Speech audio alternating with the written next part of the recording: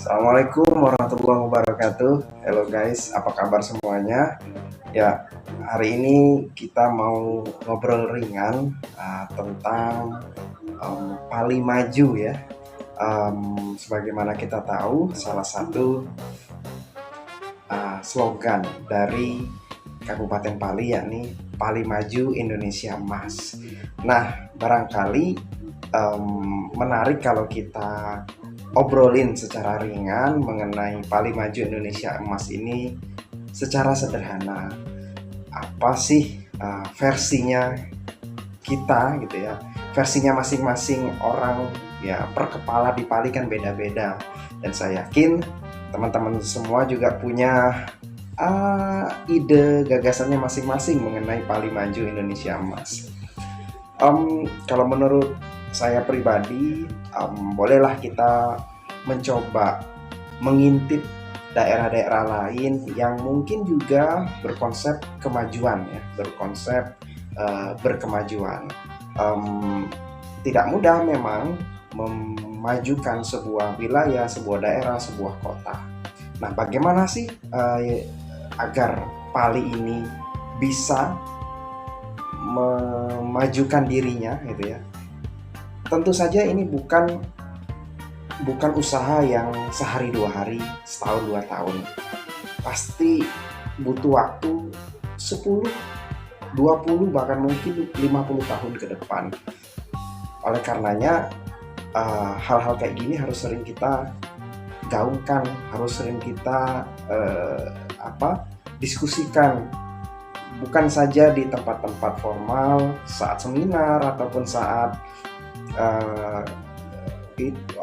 kegiatan publik, tapi juga di tongkrongan-tongkrongan, di warung-warung kopi, di tempat-tempat anak-anak muda kumpul. Harus sering didiskusikan gimana sih Pali maju. Saya mengambil contoh yang sering juga dikutip oleh orang lain, negara Tiongkok ya. Negara Tiongkok bisa maju seperti sekarang ini dengan kekuatan ekonomi yang sangat dahsyat, bisa menyaingi negara adidaya seperti Amerika saat ini ya. Mereka mempersiapkan kemajuan Tiongkok itu 20-30 tahun sebelumnya. Jadi teman-teman, bagaimana kemajuan teknologi, kemajuan industri, kemajuan ekonomi di Tiongkok saat ini bukan hasil dari pekerjaan satu malam, tapi 20-30 tahun sebelumnya itu sudah dikonsep dan dibuat planning tahun per tahunnya. Oleh karenanya tidak salah apabila kita juga harusnya memiliki planning 10, 20, 30 tahun ke depan agar benar-benar Pali bisa maju. Nah, coba kita belajar dari Tiongkok. Mereka pondasi utamanya adalah pertanian, industrialisasi pada pertanian menjadi mega farm, pertanian industri besar.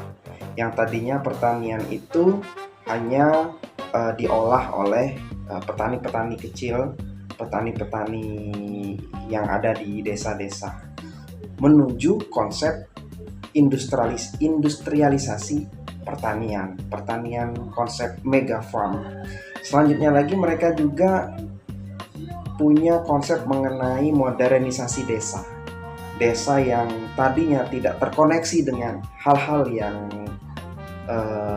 bersifat keekonomian, dibuat sedemikian rupa sehingga muncullah desa-desa modern yang saat ini bisa kita lihat di mana-mana di kota-kota Tiongkok. Nah, teman-teman semua, kalau kita ingin berkaca pada negara Tiongkok, bukan saja butuh waktu yang lama, tapi juga butuh investasi dalam segala hal.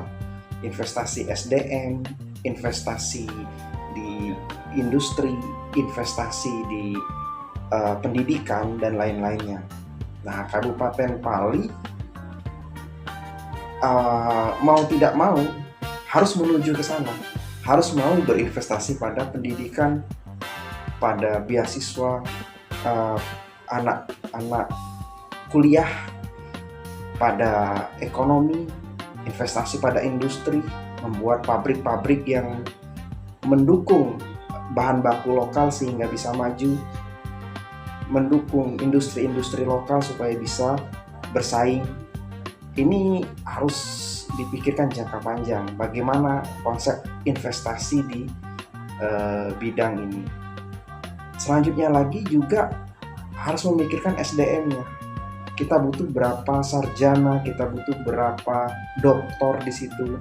Kita juga butuh berapa konsultan, tenaga ahli yang menguasai IT, yang menguasai ekonomi, yang menguasai pemberdayaan. Nah, ini tidak bisa instan. Tidak bisa instan. Perlu benar-benar terpantau. Ada guidance-nya. Mereka dikelompokkan dengan benar. Nah, teman-teman semua, apakah mungkin Kabupaten Pali siap mewujudkan Pali Maju ini dengan mau berinvestasi mahal untuk hal-hal tersebut? Ya harusnya sih harus mau ya, harus mau. Dan itulah pilihannya. Dan selanjutnya lagi, yang perlu kita pikirkan adalah sebelum kita melihat hasil 20 tahun, 30 tahun ke depan, jika kita benar-benar mau berinvestasi, kita siapkan dulu masyarakat kita apakah rela untuk bersusah payah dalam 20-30 tahun ini, karena hasilnya baru terlihat nanti. Puluhan tahun ke depan hasilnya baru terlihat nanti. Saya yakin kita butuh akselerasi. Saya yakin kita butuh percepatan. Kalau dengan cara yang biasa saja, dengan tanpa ada percepatan, tanpa ada akselerasi, ya akan lama. Keburu orang-orang banyak yang pesimis, keburu orang-orang banyak yang bahkan mengkritik mana hasilnya. Sebagaimana kita tahu, masyarakat Pali adalah orang-orang yang ya secara pendidikan belum siap untuk berpikir jangka panjang, ingin melihat hasil-hasil yang instan. Nah, ini yang perlu kita pikirkan. Oleh karena itu, saran saya, kita pun perlu upaya-upaya akselerasi. Kalau memang SDM kita belum banyak yang berpendidikan, belum banyak yang orang-orang yang memiliki keahlian terampil, maka kita harus melakukan upaya-upaya menampung SDM ini pada kegiatan-kegiatan akseleratif untuk menjaga asa, menjaga harapan untuk Pali Maju ini. Apa itu upaya-upaya tersebut? Menurut saya, sepengalaman saya dan melihat beberapa lokasi, yakni upaya-upaya jasa pariwisata. Jasa pariwisata ini tidak begitu membutuhkan orang-orang yang pendidikan yang tinggi, tidak begitu membutuhkan orang-orang yang punya keterampilan yang spesifik, harus tersertifikasi khusus gitu ya. Hanya membutuhkan kekompakan, visi, kemauan untuk berpikir kreatif, bertindak nyata untuk mencari potensi-potensi wisata di desa, masing-masing desa. Dan kelompok-kelompok sadar wisata yang memiliki kemampuan berkoneksi, berjejaring dengan kelompok-kelompok lainnya. Oleh karena itu, menurut saya, kalau untuk jangka waktu 1, 2, sampai 3 tahun, kita butuh akselerasi dalam hal jasa pariwisata. Kita harus mengajak SDM yang mungkin SDM kita belum berpendidikan tinggi, tapi memiliki kemauan yang kuat. Mereka memiliki kreativitas yang tinggi. Kita rangkul mereka untuk menjadi SDM dalam hal jasa pariwisata. Membuat kelompok sadar wisata, membuat lokasi yang unik, membuat homestay, rest area, dan masih banyak komponen-komponen jasa pariwisata lainnya. Jadi setidaknya sambil menunggu harapan Pali maju mungkin 20-30 tahun ke depan, saran saya akselerasi dalam bidang pariwisata, jasa pariwisata ini harus harus kita coba ya.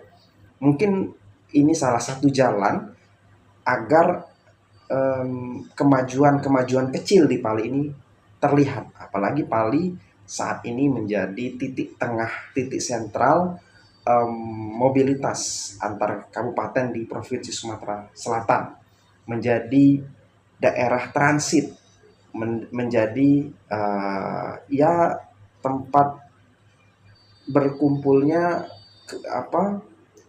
hilirisasi manusia dari Palembang yang mau ke Lubuk Linggau, dari Musi Banyu Asin yang mau ke Jambi, mungkin yang mau ke Muara Enim dan lain-lainnya. Nah, itu mungkin bisa kita obrolin ya. Saya yakin teman-teman juga punya pendapat yang menarik mengenai ini. Itu saja. Assalamualaikum warahmatullahi wabarakatuh.